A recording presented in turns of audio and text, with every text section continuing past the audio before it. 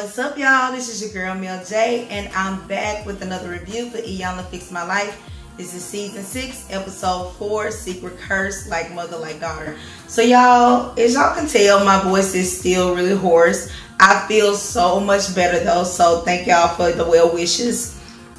Yeah, last week wasn't feeling well, as you remember when I did the last review. Body aches, fever, sore throat, found out I had tonsillitis, but I'm feeling much better. Just still haven't got my voice back 100%. Y'all know what to do. Thumbs up this video, subscribe to my channel if you have not already, and go ahead and ring that bell next to the subscribe button so you'll be notified anytime I upload a new video. Shout out to everyone who subscribed to my channel last week. Thank you, thank you, thank you. To you. Y'all want to make sure you watch this video to the very end, because I'm giving away a super dope prize that you don't want to miss out on how to win. So yeah, and I'll go ahead and give you a sneak peek. I'm going to let you choose between 2 items. So this is the first one. This is a dope ass fanny pack, y'all, and I have one for myself, but I'm giving away one, and this is one fanny pack. And, or I should say, because I'm going to let you choose, or this fly ass fan. How dope is this? So you can be fly in the summertime while trying to remain cool. So yeah, you can choose between either the fanny pack or the fan, and you have to watch to the very end, because that's when I'm going to give you the rules on how to win. And both of these items came from Ghana. One of my close friends, shout out to you, Pametria, she brought these items back to from Ghana, and she gifted me with a few items, but I got these from her. Yeah, and I want to share them with you so you can choose between the fanny pack and the fan. Let's get into this review. So y'all, this episode, the title basically sums it up, right? Secret Curse, like mother, like daughter. This episode was about a mother and daughter. The mother, who's Cynthia, the daughter was Monique. Both of their lives mirrored each other almost to the T, with some of the childhood traumas that they experienced and some of the ways that it impacted their adulthood and how that trauma showed up in their adulthood. And y'all, I've said it several times on my channel. What you go through in your childhood, if it's not addressed, if it's not healed, if you're not healed rather from that, you don't receive any services or treatment, it will show up and it will impact your relationship with others. It impacts the way you view yourself. It impacts the way you care for yourself. It just shows up, and it shows up with how you show up in the world and how you show up to others. So that's kind of what, well, not kind of, that's exactly what happened with Cynthia and Monique. So the episode opened with Monique sharing her story to Iyanla. And her story was she lived with her mom for a short period of time, but because of her mother's choices to sell drugs and her lifestyle, she ended up in foster care. And in foster care at 6 years old, she said she was molested and raped by the foster parents. And y'all know, I've said it before, I worked in foster care for close to 5 years, and I saw this a lot, where children are moved from traumatized situations and they're put in a home where they, you know, receive more trauma, or I'm sorry, experience more trauma than in their birth home. I saw that a lot, and I remember having a conversation with one of my friends when I worked in foster care, because I was a recruiter and it was my job to recruit quality foster parents. But I worked for an agency that was not nonprofit. So the more foster parents, the more foster children, the more money the agency made. And I soon found out that I was doing more harm than good, because quality, while it was said to be the priority, I soon found out maybe a year or two in, it was not. It was not. And I tried my best to recruit and not to approve parents that I knew did not have the children's best interest at heart. But there were like 3 levels of approval over me, and not all the time my opinion mattered.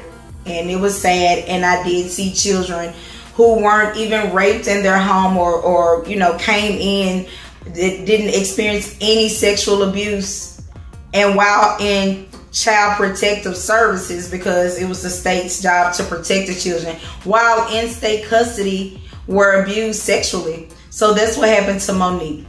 Once again, here we are watching another family, because I don't remember the brother's name last year. If you go back through my videos, I did I think it was a 3-part review on a group of brothers who grew up in foster care and how they experienced so much trauma, and how the foster care system, how the system let them down. A lot of people let them down. Same thing with Monique. So she said that the foster parents molested her, and then they would take her to a house where not only would the foster parents molest her, but the people who lived at this house will molest her too. So she experienced so much trauma at the age of 6 by, one, being removed from her birth home, from her mother, which was, you know, her familiar environment. That's trauma within itself. And then to go into a home where you're supposed to be protected by adults who the state pays to protect and care for you. They molest you too and put you in harm's way. I mean, just horrible, horrible. And just to know that I know children who, you know, suffered that type of abuse and trauma in state custody, really just, this episode put me back in the headspace that I was in when I worked in foster care, where I lived it like every day, and I saw that almost every day. She went on to say that at 12 years old, she was in relations with some 21-year-old man, and of course, because she wasn't being supervised, she didn't have anyone looking out for her, she wasn't being parented, that happened. And she became pregnant, and she needed an abortion. She did not have the money to, and she learned to sell her body. And she knew this older man in the community that had been trying to get at her for a while. And so she sold her body to him to get money for an abortion. So here she is at 12 years old. And by 12 years old, she's been removed from her birth home, became an orphan, basically. Went to a home with other adults who abused and molested her, and then was in a relationship with a grown-ass man at 12 years old, became pregnant at 12 years old, became a prostitute, sold her body at 12 years old. And y'all, I mean, at 34, I haven't experienced any of that. And it's just, you know, we complain a lot. I complain a lot, and I try to catch myself, because at 34, I haven't experienced any of that. And I really commend her for coming on there and being brave and courageous and sharing her story, because you never know how her story is going to impact other girls who's watching this. You know, while I don't agree, and everyone think, I know one of my friends mentioned to me today how she doesn't agree with everything Iyanla does and says, and neither do I. And do I love Iyanla? Hell yeah, I love Iyanla. I do. And what I love about her the most is she uses her platform to share other people's stories. And it just exposes that, you know, just issues in the Black community that's not always discussed. Things that are swept under the rug. And we've seen this throughout seasons of her show about family pathology, especially in Black families, where things are just hush-hush, kept under the rug, and we really think we can pray it away. We think we can think it away. And yeah, it's time for us to get into therapy. And yeah. Iyanla has Monique stand in front of a mirror, and this mirror has words on it that, you know, just reflects her life. And, you know, some of the words were, I think it was like hate, ugly, and stuff like that, because she really didn't like herself. She didn't like the person that she saw in the mirror. And as she's going through the words, she just skips over cancer. And Iyanla was just like, no, we're going to discuss this.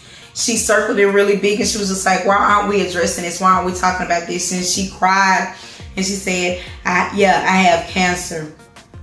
And she said she found out that she had cervical cancer. She went to the doctor. They froze the cells, and she kind of just left it at that. And it goes back to what I was saying, like, you know, if we ignore something we feel like it's gone away. No, it's still there, and we have to take care of it. And that's what she told her. Like, darling, you can't ignore this and just think that, you know, you don't have cancer anymore. That's not how this works. And she said, so you're not receiving any treatment? And she said, no, I'm not receiving any treatment. And she said, my best friend died from this, and she died within a year. And she said, but you're not her. You're not her. You found this out over a year ago, and you're still here. So I'll talk about later on in the episode how they unpacked that later on again, and what was the results from that cervical cancer issue with Monique. We meet Cynthia. Cynthia, like I said, is the mother. She's 51 years old, and her experience, just like I said, mirrors her daughter's to the T. Cynthia, just like Monique, was removed from her mother at a young age. Well, actually, she wasn't removed. Her mother dropped her off to live with her grandmother to go get herself together, never came back. And she said when she lived with her grandmother, she suffered so much abuse. She said she was beating. She went into details about how bad she was beaten by her grandmother. And she said she left. She eventually left, and she got in a relationship with this woman. But she was messing up with this guy that she knew from high school and became pregnant. And that's when she became pregnant with Monique. And she said the woman who she was in a relationship with tried to abort the pregnancy by shoving broomsticks up her, by beating her.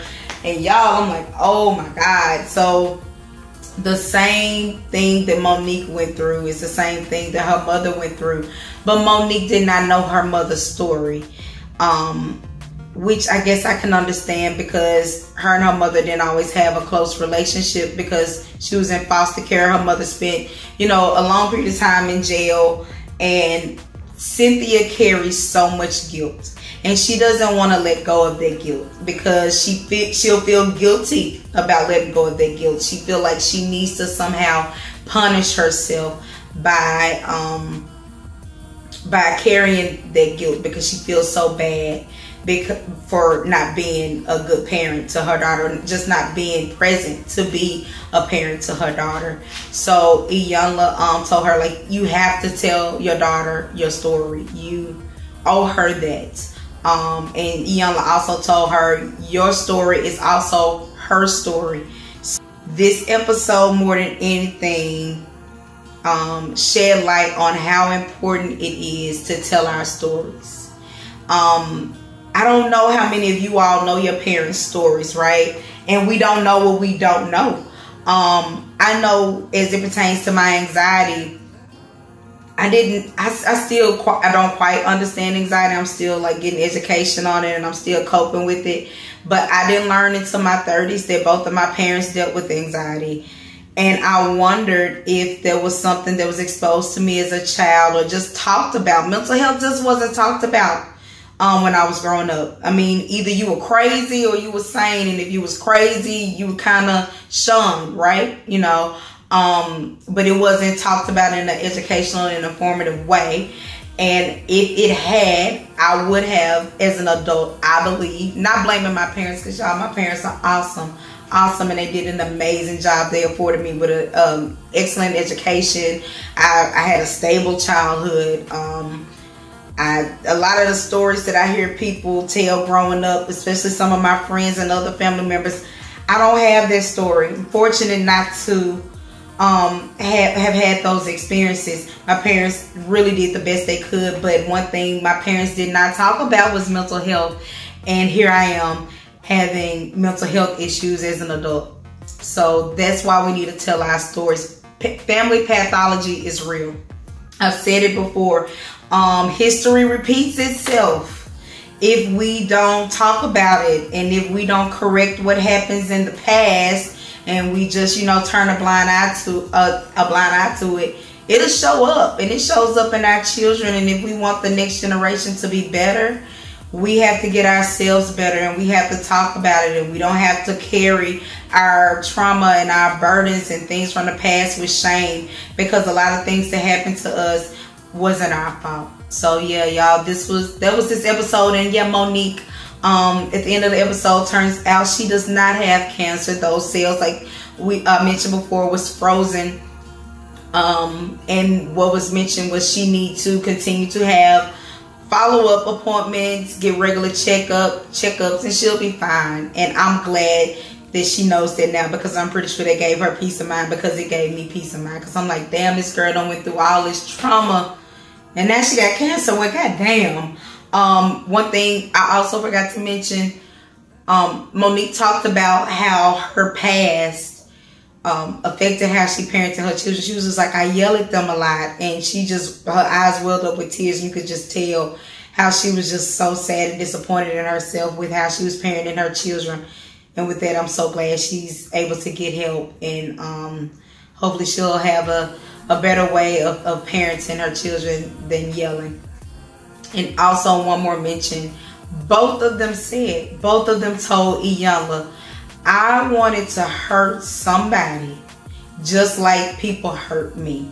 They both said that. And I know this isn't one of those shows that's scripted, and it was just so ironic that they both said the same thing, felt the same thing. And I guess that's why the episode was called Like Mother, Like Daughter, Secret Curses. So yeah, y'all drop down in the comments and let me know what y'all think. And here's the part where I tell you how to win either the fanny pack or the fan. So yep, listen up. So yeah, to win this dope ass fanny pack or this fly ass fan, I want you to drop down in the comments and say happy 1 year you got mail anniversary.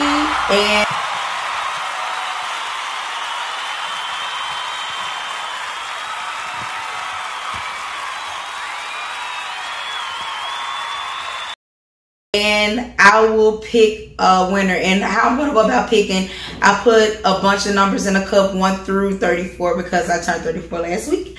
And I picked one out. I already know the numbers. So whoever is the blank person to comment, then I will contact you, or I'll just, comment on your comment in the comments and say, hey, you won. And you'll get to choose between the flash fan and the fanny pack. Y'all, thank you for watching. Thumbs up, subscribe, share on your favorite social media platform. I'll see y'all later.